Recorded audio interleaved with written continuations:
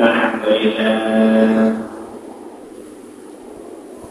إن الحمد لله نحمده ونستعينه ونستغفره ونؤمن به ونتوكل عليه ونعوذ بالله من شرور أنفسنا ومن سيئات أعمالنا من يهده الله فلا مضل له ومن يضلل فلا هادي له ونشهد أن لا إله إلا الله وحده لا شريك له ونشهد أن سيدنا وسندنا وحبيبنا ومولانا محمدا عبده ورسوله أرسله بالحق بشيرا ونذيرا وداعيا إلى الله بإذنه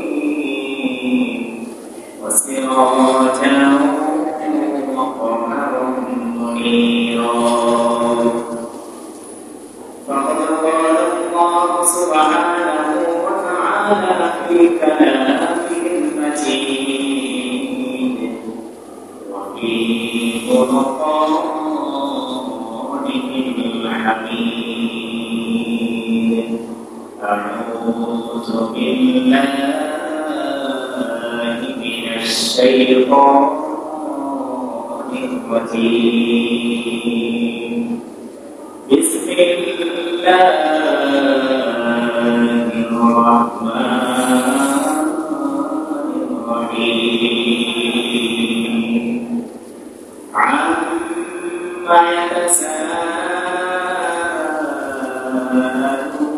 يتساءلون عن النبأ العظيم الذي هم فيه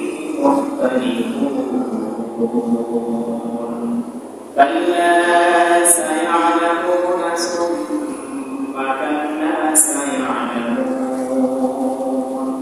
ألم نجعل الأرض مهادا والجبال أوتادا وخلقناكم أزواجا وجعلنا نومكم سباتا وجعلنا الليل لباسا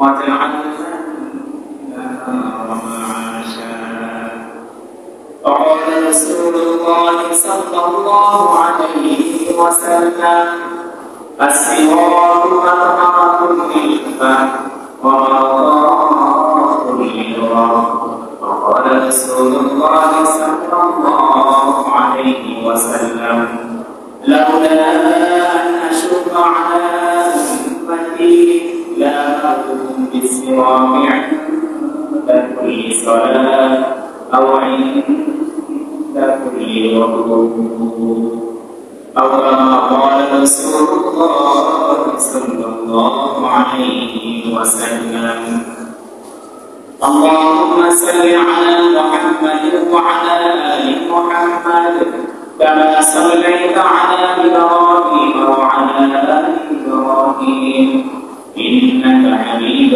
مجيد اللهم بارك على محمد وعلى آل محمد باركت على إبراهيم وعلى آل إبراهيم إنك حميد مجيد الحمد لله মহান আল্লাহ রাব্বুল আলামিনের দরবারে লাখো শুকরিয়া যে মহান রব্বুল আলামিন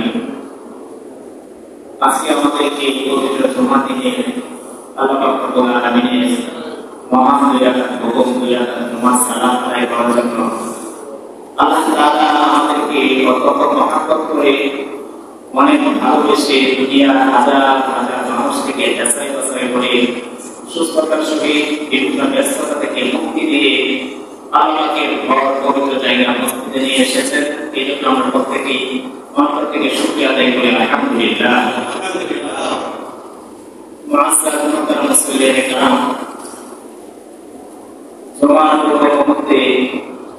কিছু দিন আলোচনা হয়ে থাকে, আমাদের উচিত সপ্তাহে একটা দিন এখান থেকে আমরা কিছু শিখতে পারি, কিছু আমল জানতে পারি এবং এই ক্লাসের সহিত বলা এবং এই ক্লাসের সহিত আমল করার একটা সুযোগ আমাদের সামনে প্রতি সপ্তাহে আল্লাহ দিয়ে থাকেন।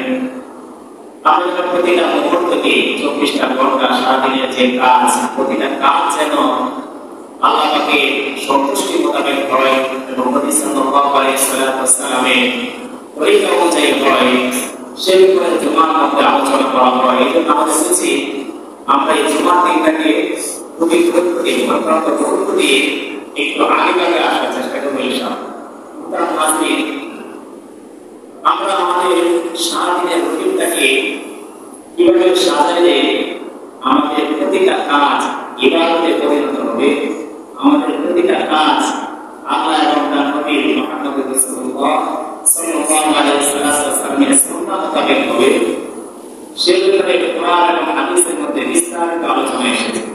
আজকে আমরা জুমার এই সংক্ষিপ্ত সময়ের মধ্যে এই বিষয়টা নিয়ে কথা বলব যে আমরা একবার মুখ থেকে জাগার পর থেকে নিয়ে আরেকবার ঘুমের আগ পর্যন্ত এই 24টা ঘন্টা এই সময়টাকে আমরা কি কি ইবাদতে কিভাবে চললে, কিভাবে কাটালে আমাদের দুনিয়াদারির কাজও হয়ে যাবে এবং নেকি অর্জন পেয়ে যদি আমরা আমাদের 24টা ঘন্টাকে সারাদিনের আমলটাকে যদি নবী জিন্দেগিকে পরিণত করতে চাই, নবী আলাইহিস সালাতু ওয়াস সালাম সাহাবায়ে কেরাম রাদিয়াল্লাহু তাআলা আনহু যে সিস্টেমে তারা তাদের জীবন থেকে পরিচালনা করেছে সেইভাবে যদি আমরা আমাদের হায়াতের জিন্দেগিটাকে গুছিয়ে নিতে পারি, তাহলে আমাদের জন্য প্রথমে শুরু করতে হবে রাত থেকে। আমরা যদি আমাদের জীবনে পরের দিন কি কি কাজ করবো, কি কি কাজে ব্যস্ততা অর্জন করবো, কি কি কাজে আমরা জড়িয়ে যাবো, সেগুলো যদি আপনি সচেতন হতে চাই, তাহলে প্রথমত আমাদের যে কাজটা করতে হবে সেটা হলো আগের দিন রাত থেকে আমাদের প্রস্তুতি গ্রহণ করতে হবে। কারণ আল্লাহ পাক রব্বুল আলামিন সূরা নাবার এক আয়াতের মধ্যে বলেছেন ওয়া জাআলনাল লাইলা লিবাসা ওয়া জাআলনান নাহারা মাআশা। আল্লাহ তাআলা রাতকে বানিয়েছেন বিশ্রামের জন্য আর দিনকে বানিয়েছেন পরিশ্রম করার জন্য। সুতরাং আগের দিন রাত্রিবেলা যদি আমরা সঠিক সময়ে ঘুমিয়ে যেতে পারি, নবী সাল্লাল্লাহু আলাইহি ওয়াসাল্লামের সুন্নাহ মোতাবেক রাতটাকে অতিবাহিত করতে পারি, তাহলে প্রত্যেকটি পরের দিন যখন সূর্য উদিত হবে এই রাতের বেলা সঠিক সময়ে ঘুমানোর কারণে পরের দিনটা আমার আপনার জন্য কাটানো অতিবাহিত করা অনেক সহজ হয়ে যাবে। মুহতারাম হাজিরিন, রাতের ঘুমটা আমাদের জন্য অতি জরুরি। নবী আলাইহিস সালাতু ওয়াস সালাম ওনার জিন্দেগির নিয়ম ছিল উনি রাতের বেলা খাবার এশার সালাতের আগে খেয়ে নিতেন। রাতের খাবার সন্ধ্যা 7টা থেকে 8টার মধ্যে এর ভিতরে উনি খেয়ে নিতেন, অর্থাৎ এশার নামাজের আগে উনি ওনার রাতের খাবার গ্রহণ করতেন।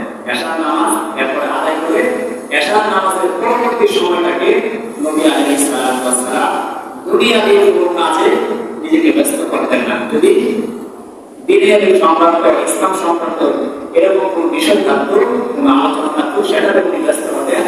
এছাড়া দুনিয়াবি কোনো কাজে উনি ব্যস্ত হতেন না। এশার আগে খাওয়া দাওয়া করে এশার সালাত আদায় করে এশার পর্যন্ত নিয়ে যেতেন। আমাদের পরিবেশটা, আমাদের সমাজটা, আমাদের রুটিন সম্পূর্ণ উল্টা। আমাদের কাজ যত গভীর হয় ততই আমাদের দেখা যায় যে কাজের ব্যস্ততা বেড়ে যায়। যারা ডিজিটাল মার্কেটিং করেন, যারা বিভিন্ন ব্যস্ততা পরের দিন অফিসে কাগজপত্র জমা দিতে হবে, এই ব্যস্ততার কাজ আমরা রাত 1টা 2টা 3টা আমাদের ঘুমের সময় তখন একবারে ঘুম চাপতে ঘুম দিতে রেখে কোনো চাষ থাকে না বা মাথা ব্যথা করছে 4টা 3টার দিকে আমাদের ঘুম আসে। এটা হলো নবী সাল্লাল্লাহু আলাইহি ওয়াসাল্লামের লাইফের সম্পূর্ণ পরিবর্তন। এই জন্য আমাদের রাতের ঘুমটা আমাদের জন্য অতি জরুরি। নবী আলাইহিস সালামের জিন্দেগিতে সিস্টেম ছিল উনি এশার নামাজের পরে দুনিয়ার কোনো কাজে ব্যস্ত হতেন না, উনি সরাসরি ঘুমিয়ে যেতেন। সুতরাং আমরা যদি আমাদের 24টা ঘন্টাকে যদি নবী সাল্লাল্লাহু আলাইহি ওয়াসাল্লামের জিন্দেগি যেভাবে চলে যে সেগুলো যদি আমরা চালাতে চাই আমাদের প্রথম কাজ হবে রাতের ঘুমটাকে বেশি গুরুত্ব দেওয়া। কারণ রাতের বেলা একটা মানুষ যখন দ্রুত ঘুমিয়ে পড়ে তখন রাত যতই গভীর হবে তার শরীরের মধ্যে বিজ্ঞান বলেছে কিছু এরকম ক্যালোরি, কিছু এরকম হরমোন তৈরি হয় যেগুলো রাত গভীর হওয়ার পরে যদি যুবককে ঘুমাইতে যায় তার শরীরের মধ্যে সেটা তৈরি হয় না। সুতরাং আমাদের জন্য উচিত হলো রাতটাকে যেহেতু আল্লাহ তাআলা বিশ্রামের জন্য বানিয়েছেন, ঘুমের জন্য বানিয়েছেন, যত তাড়াতাড়ি সম্ভব আমরা ঘুমিয়ে যাবো। তাহলে পরের দিন দেখা যাবে যে আমরা অন্যান্য কাজগুলোতে সুন্দরভাবে মনোযোগ দিতে পারবো। রাতে যখন আমরা ঘুমাতে যাবো ঘুমের সময় আমাদের কিছু করণীয় আছে। নবী সাল্লাল্লাহু আলাইহি ওয়াসাল্লাম যখন রাতে ঘুমাতে যাইতেন উনি প্রথমে মিসওয়াক করে নিতেন। ওদের সাথে সাথে মিসওয়াক করে নিতেন। মিসওয়াকটা হলো আল্লাহ নবী সাল্লাল্লাহু আলাইহি ওয়াসাল্লামের অনেক বড় একটা সুন্নাত। নবী বলেছেন লাউলা আন আশুক্কা আলা উম্মতি লা আমারতুহুম বিসওয়াক ইনদা কুল্লি সালাতিন আও ইনদা কুল্লি উযুইন। নবী বলেছেন যদি আমি আমার উম্মতের জন্য এটা কষ্টদায়ক মনে না করতাম তাহলে প্রত্যেক নামাজের সময় বা প্রত্যেক ওযুর সময় আমার উম্মতকে এটা আবশ্যক করে দিতাম যে তোমরা মিসওয়াক করো। আমরা মিসওয়াকের গুরুত্ব অনেক বেশি। আরেকটা হাদিসের মধ্যে এসেছে আসিওয়াকু মাতহারাতুল লিসান ওয়া মারদাতুল লিররাব্বি। নবী বলেছেন যে মিসওয়াক করা এটা হলো মুখের পবিত্রতা স্বরূপ এবং মারদাতুল লিররাব এবং যারা নিয়মিত মিসওয়াক করবে তারা আল্লাহকে সন্তুষ্ট অর্জন করবে। সুবহানাল্লাহ। মিসওয়াকের অনেক গুণ রয়েছে। নবী সাল্লাল্লাহু আলাইহি ওয়াসাল্লামের একবারে শেষ পর্যায়ে যে আমলটা ছিল উনি যখন মৃত্যু সজ্জায় কাঁদছিলেন হাদিসের কিতাবের মধ্যে এসেছে আম্মাজান আয়েশা রাদিয়াল্লাহু তাআলা আনহা কোলে ওনার মাথা ছিল। ঠিক ওই সময় হযরত আম্মাজান আয়েশা রাদিয়াল্লাহু তাআলা আনহার ভাই আব্দুর রহমান উনি ঘরে প্রবেশ করলেন, ওনার হাতে মিসওয়াক ছিল। নবীজির শরীর এতটাই দুর্বল ছিল উনি বলতে পারতেছিলেন না যে আয়েশা আমাকে মিসওয়াকটা দাও। উনি আব্দুর রহমানের দিকে ইশারা করলেন। আয়েশা রাদিয়াল্লাহু তাআলা আনহা বুঝতে পারলেন যে নবীজি মিসওয়াক করতে চাইতেছেন। নবীজিকে আয়েশা রাদিয়াল্লাহু তাআলা আনহা মিসওয়াক দিলেন, কিন্তু নবীজির শরীরে এই পরিমাণ শক্তি ছিল না যে উনি কোন মিসওয়াকটাকে চিবাইবেন বা চাবাইবেন। উনি চাবাইতে পারেন নাই। আয়েশা রাদিয়াল্লাহু তাআলা আনহা নবীজি সেই মিসওয়াকটাকে চালিয়ে নবীজিকে দিলেন। নবীজি হাতটা করে ওনাটা মাসতে মাসতে অল্প কিছুক্ষণের মধ্যে দুনিয়া থেকে বিদায় নিয়েছেন। তাহলে নবীজি শেষ একটা ইবাদত, শেষ একটা সুন্নাত হলো মিসওয়াক করা। সুতরাং আমাদের উচিত হলো রাতের বেলা যখন আমরা ঘুমাইতে যাই ঘুমের পূর্বে মিসওয়াক করে না। নবীজি হাদিসের মধ্যে বলেছে যে মিসওয়াক মানুষের মুখকে পবিত্র করে। পবিত্র একটা জিনিস আর পরিষ্কার আরেক জিনিস। আপনি ব্রাশ করতে পারেন, অন্য পাউডার ব্যবহার করতে পারেন, ওগুলো আপনার মুখকে পরিষ্কার করবে, কিন্তু মিসওয়াক আপনার মুখকে পবিত্র করবে, পরিষ্কার করবে। নবীজি বলেছেন আসওয়াকু মাতহারাতুল লিসান, মুখের পবিত্রতা শুধু মিসওয়াক। এমনকি মিসওয়াক করলে মুখের বাহ্যিক যে রোগগুলো রয়েছে নবীজি বলেছেন সেগুলো দূর হবে এবং বিতর্কিত যে রোগগুলো রয়েছে মুখ কেন্দ্রিক, দাঁত কেন্দ্রিক, দাঁতের সাথে ব্রেনের একটা সম্পর্ক, ভিতরের পাকস্থলীর একটা সম্পর্ক রয়েছে, যারা নিয়মিত মিসওয়াক করবে তাদেরকে আল্লাহ তাআলা এই সমস্ত রোগ থেকে হেফাজত করবে। এই জন্য আমরা যারা ব্রাশ করি আমাদের উচিত হলো পাশাপাশি আমরা মিসওয়াক রাখা। প্রত্যেক নামাজের পূর্বে, প্রত্যেক ওযুর পূর্বে মিসওয়াক করে রাখা। এটা ছিল নবী সাল্লাল্লাহু আলাইহি ওয়াসাল্লামের ঘুমের পূর্বে অন্যতম একটা আমল। একবার ওযু করে উনি বিছানায় যাইতেন। নবী সাল্লাল্লাহু আলাইহি ওয়াসাল্লাম বিছানায় যাওয়ার পরে নবীজি বলেছেন তোমরা বিছানাটাকে ঝেড়ে নাও এবং কাঠি দিয়ে প্রথম ঝাড়ু দিই। কারণ নবীজি হাদিসের মধ্যে বলেছে যে তোমরা জানো না তোমরা যখন তোমাদের বেডে ছিলে না, তোমাদের রুমে ছিলে না, তোমাদের বিছানার মধ্যে কে এসেছিল। এমন হতে পারে কোনো জিন এসে তোমার বিছানায় অবস্থান করেছিল।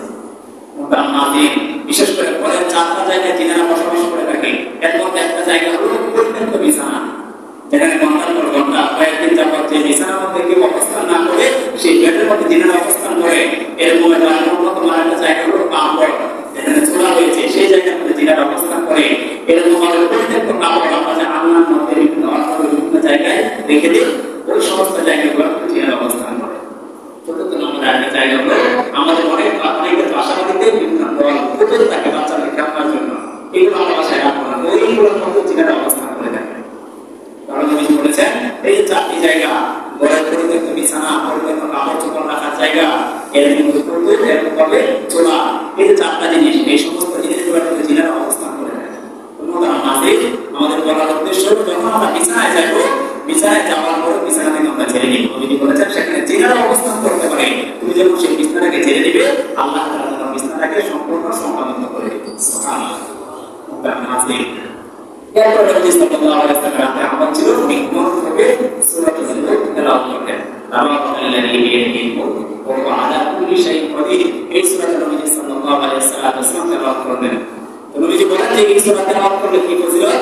এক সাহাবী হযরত জাবের রাদিয়াল্লাহু তাআলা আনহু বলেন যে নবীজি সাল্লাল্লাহু আলাইহি ওয়াসাল্লাম সূরা তেলাওয়াত না করে কোনদিন ঘুমাইতে চাইতেন না।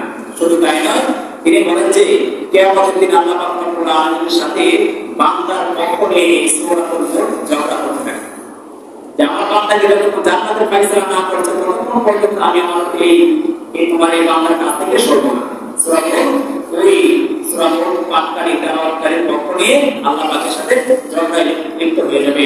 শুধু তাই নয়, নবী সাল্লাল্লাহু আলাইহি ওয়াসাল্লাম হাদিসের মধ্যে বলেন কবরে যখন কোনো ব্যক্তিকে রাখা হয়, রাখা হওয়ার পরে ফেরেশতা তার পায়ের দিক থেকে আস্তে আস্তে তার দিকে আসতে থাকে। যখন তার পায়ের দিক থেকে তার দিকে আসতে থাকে, যারা দুনিয়াতে থাকা অবস্থায় প্রতিদিন ঈশার নামাজের পরে ঘুমের পূর্বে সূরাতুল মুলক তেলাওয়াত করেছে, ওই সূরাতুল মুলকের ঝুলকে তার দিকে ধারণ করে এবং ওই ফেরেশতাকে বাধা দিতে শুরু করে। সুবহানাল্লাহ। যে আমাদের বস্তুর কাছে আমাদের বন্ধুর কাছে আসতে পারবে না, সে নিয়ে সূরাতুল মুলক তেলাওয়াত করে। আমাদের জন্য ঘুমের পূর্বে অন্যতম আরেকটা আমল হলো এই সূরাতুল মুলক তেলাওয়াত করে নেওয়া। ঠিক তদ্রুপভাবে নবীজি ঘুমের পূর্বে কুল আস-সালাসা 3 কুল পাঠ করতেন। কুল আউযু বিরাব্বিন নাস, কুল আউযু বিরাব্বিল ফালাক এবং কুল হুয়া। এটা প্রত্যেকটা 3 বার করে পাঠ করতেন। পাঠ করে হাতের মধ্যে মুখ দিয়ে সারা শরীরে ঘুম মুছে দিতেন। এটা করে কি ফজিলত হবে?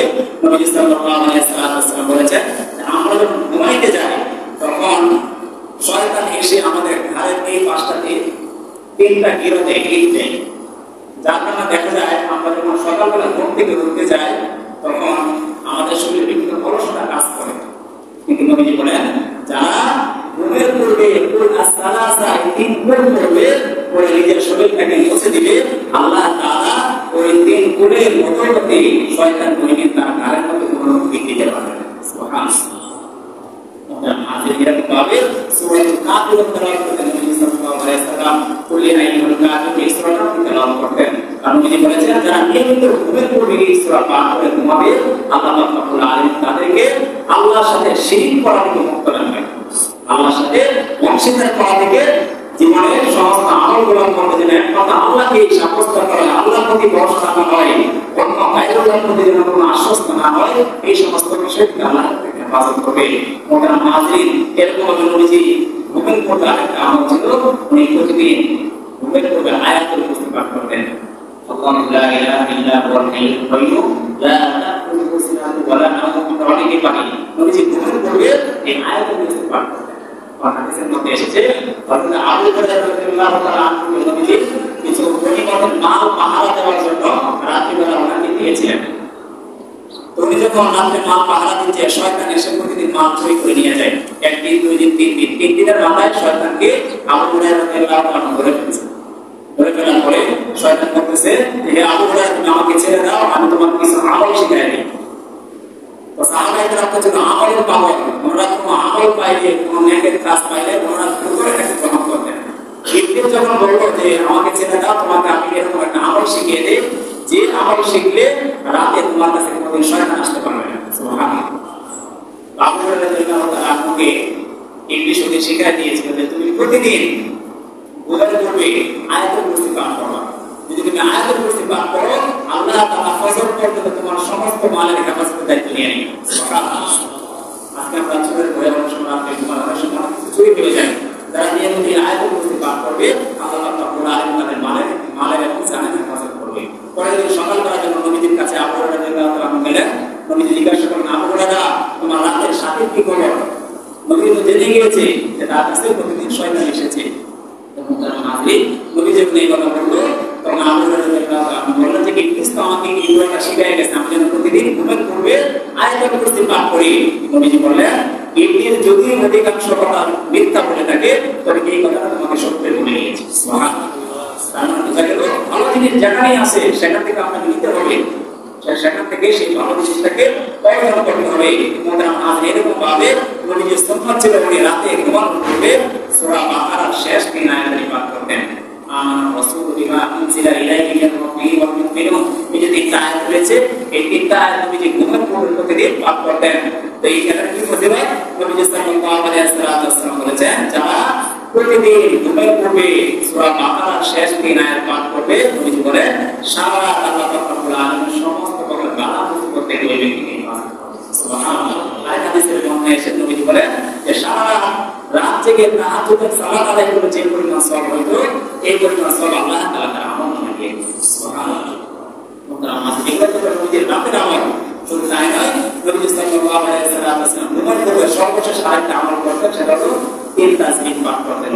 আমরা আসরের পর ফজরের পর যেটা বলে থাকি 33 বার সুবহানাল্লাহ, 33 বার আলহামদুলিল্লাহ, 34 বার আল্লাহু আকবার, এটাকে বলে তাসবিহে ফাতিমি। 3 তাসবিহ পাঠ করতেন। এটা কি ফজিলত নবীজি বলেছেন যে আম্মা জান হযরত ফাতিমা রাদিয়াল্লাহু তাআলা আনহা, নবীজির মেয়ে হযরত ফাতিমা রাদিয়াল্লাহু তাআলা আনহা যখন বিয়ে হওয়ার পরে সংসারের সমস্ত কাজ গুছাইতে গিয়ে সমস্ত কাজ করতে গিয়ে উনি হাঁপিয়ে যেতেন। তো উনি একদিন ওনার বাবার কাছে আসলেন, নবী মুহাম্মদ রাসূলুল্লাহ সাল্লাল্লাহু আলাইহি ওয়াসাল্লাম কাছে এসে একজন বাদী বা একজন দাস চাইলেন যেন ওনার কাজে সহযোগিতা করে। নবী সাল্লাল্লাহু আলাইহি ওয়াসাল্লাম ফাতিমা রাদিয়াল্লাহু তাআলা আনহাকে বললেন যে তোমাকে বাদী দেওয়া হবে না, দাস দেওয়া হবে না, তুমি ফিরে যাও। ফাতিমা রাদিয়াল্লাহু আনহা ফিরে গেলেন। ওনার স্বামী হযরত আলী রাদিয়াল্লাহু তাআলা আনহুকে পাঠালেন, নবীজি ওনাকে ফিরিয়ে দিলেন। হাদিসের মধ্যে এসে যখন রাত হলো, নবীজি ওনার জামাতার ঘরে প্রবেশ করলেন, ওনার মেয়ের ঘরে প্রবেশ করলেন এবং ওনার খাটের উপরে বসে বললেন যে আমি কি তোমাদেরকে এরকম একটা আমল শিখিয়ে দিব না যে আমলটা করলে তোমাদের কোনো দাস দাসী কোনো বাড়ির প্রয়োজন হবে না। ওই যে বলছিলাম সাহাবায়ে কেরাম আমাদের পাগল ছিল, ওনারা বললেন যে হ্যাঁ অবশ্যই আপনি আমাদেরকে শিখিয়ে দেন। তখন নবী সাল্লাল্লাহু আলাইহি ওয়াসাল্লাম বললেন যে তোমরা যদি রাতে ঘুমানোর পূর্বে, শুধু রাতে ঘুমানোর পূর্বে না, 5 ওয়াক্ত নামাজের পরে যদি এই তাসবিহ ফাতিমি 3 তাসবিহ 33 বার সুবহানাল্লাহ, 33 বার আলহামদুলিল্লাহ এবং 34 বার আল্লাহু আকবার পড়ো, তাহলে তোমাদের জীবনের দাস এবং দাসের বাড়ির প্রয়োজন হবে না। তোমার কিসিনে কেরাম এই হাদিসের ব্যাখ্যা করেছে যে যারা নিয়মিত এই তাসবিহ ফাতিমি পাঠ করবে আল্লাহ তাআলা তাদেরকে ফিজিক্যালি শরীরের মধ্যে শারীরিকভাবে শক্তি দান করবেন সুবহানাল্লাহ। যে শক্তির মাধ্যমে সে অন্য মানুষের চাইতে তুলনামূলক বেশি কাজ করতে পারবে, কিন্তু হারিয়ে যাবে না। আমরা যারা পারি অবশ্যই আশা করি সবাই পারেন 33 বার সুবহানাল্লাহ, 33 বার আলহামদুলিল্লাহ, 34 বার আল্লাহু আকবার। ঘুমের পূর্বে অবশ্যই আমরা এটা করে নিব এবং প্রত্যেক ফরজ আমাদের করে করার চেষ্টা করব। তাহলে যখন যে কথাগুলো বললাম এগুলো ছিল নবী সাল্লাল্লাহু আলাইহি ওয়াসাল্লামের ঘুমের পূর্বে রাতের আমল। এরপর নবী সাল্লাল্লাহু আলাইহি ওয়াসাল্লাম হাদিসের মধ্যে বলেছেন কোন মানুষ যখন ঘুমিয়ে যায়, আমরা যখন ঘুমিয়ে যাই, ঘুমিয়ে যাওয়ার পরে আমরা অনেক ধরনের স্বপ্ন দেখে থাকি। হাদিসের কিতাবের মধ্যে মুসলিম শরীফের বর্ণনা এসেছে, নবী বলেছেন যে মানুষ যে ঘুমানোর পরে স্বপ্ন দেখে, এই স্বপ্নটা 3 ধরনের। নবী বলেন একটা হলো আল্লাহ তাআলার পক্ষ থেকে, আর এই স্বপ্নটা হলো ভালো স্বপ্ন। আল্লাহর পক্ষ থেকে যে স্বপ্নটা হয়ে থাকে বান্দার জন্য সুসংবাদ নিয়ে আসে। দ্বিতীয় নাম্বার হলো শয়তানের পক্ষ থেকে, আর শয়তানের পক্ষ থেকে মানুষ যে স্বপ্নটা রাতের বেলায় দেখে সেটার মাধ্যমে মানুষ ভয় পেয়ে যায়, আতঙ্কিত হয়ে যায়। শয়তান মানুষকে ভয়ের স্বপ্ন দেখায়, উপর থেকে পড়ে যাচ্ছে, কেউ তাকে দৌড়াচ্ছে, তাকে আক্রমণ করতেছে, এরকম ভয়ের স্বপ্নগুলো দেখায়। নবী সাল্লাল্লাহু আলাইহি ওয়াসাল্লাম দ্বিতীয় নম্বরে বলেন যে তৃতীয় নম্বরে ওই স্বপ্ন মানুষ দিনের বেলায় যা করে রাতের বেলায় সে ওইগুলো কল্পনার মাধ্যমে স্বপ্ন দেখে। কারণ হাদিসের বর্ণনা মোতাবেক আমরা জানতে পারলাম স্বপ্ন হলো 3 ধরনের।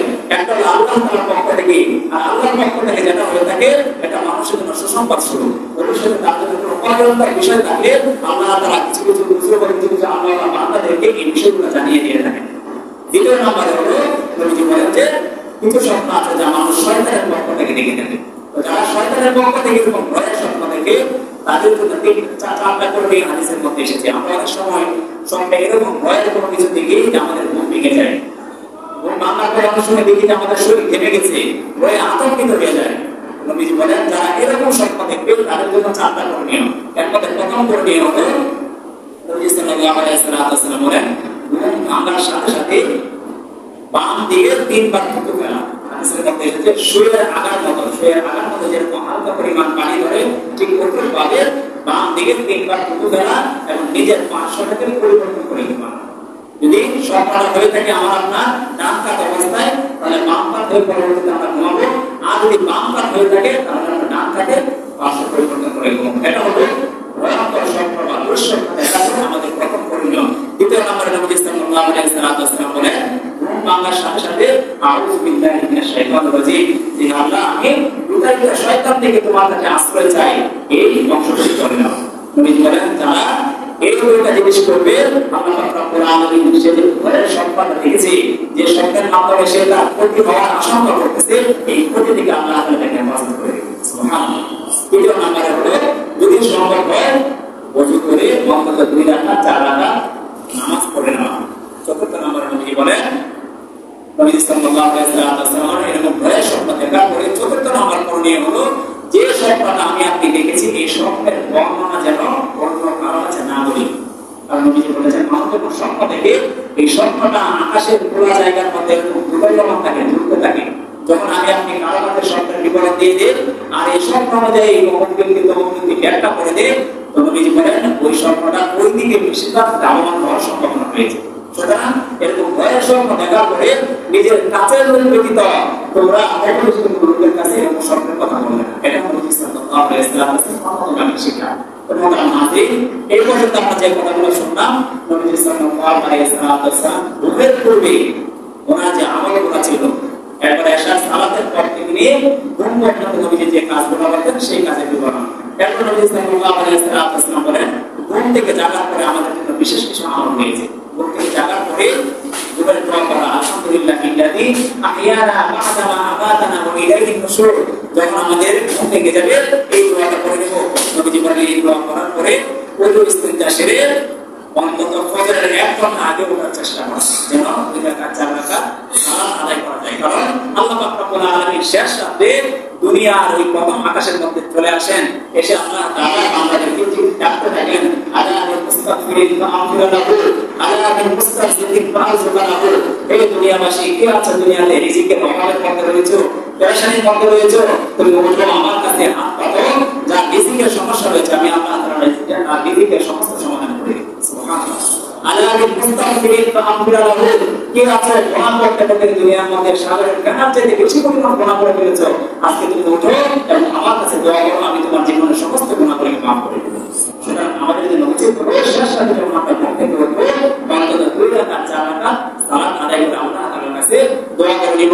এরপরে ফজরে আসর হয়ে গেলে ফজরে 2 রাকাত সুন্নাত আমার আপনার জন্য কত বছর হয়ে নবী যে হাদিসের মধ্যে বলেছেন ফজরে 2 রাকাত সুন্নাত দুনিয়ার মধ্যে যা কিছু আছে তার চাইতে সবচেয়ে বেশি উত্তম। সুবহানাল্লাহ। সারা দুনিয়ার চাইতে সারা দুনিয়া যদি বিক্রি করা হয় যে পরিমাণ মূল্য হবে তার চাইতে অনেক বেশি মূল্য হলো ফজরের 2 রাকাত সুন্নাত। আমরা কেন ফজরের সুন্নাত ফজরের ফরজ নামাজ অনেক করি না। আমিন। আমাদের উচিত হলো নবী সাল্লাল্লাহু আলাইহি ওয়াসাল্লামের জিন্দেগি থেকে ফলো করা, তার জিন্দেগি থেকে শিক্ষা নেওয়া, উনি রাতের আমলগুলো কিভাবে করতেন, এটা কোরআন এবং হাদিসে যে বর্ণনাগুলো এসেছে সেই আমলগুলো আমার আপনার জীবনের মধ্যে ফিট করা, আমার আপনার জীবনের মধ্যে নিয়ে আসা একজন উম্মত হিসাবে একজন মুমিন হিসাবে অতি জরুরি। কারণ হাজির দীর্ঘ আলোচনা ছিল নবী ঘুমের পরে কি আমল করতেন, সারাদিন কিভাবে অতিবাহিত করতেন। ইনশাআল্লাহ আগামী জুমায় আমরা আল্লাহ তাআলা যদি তৌফিক দান করে সেই আলোচনাগুলো করব, যারা সুন্নাত করে যারা সুন্নাত করবে।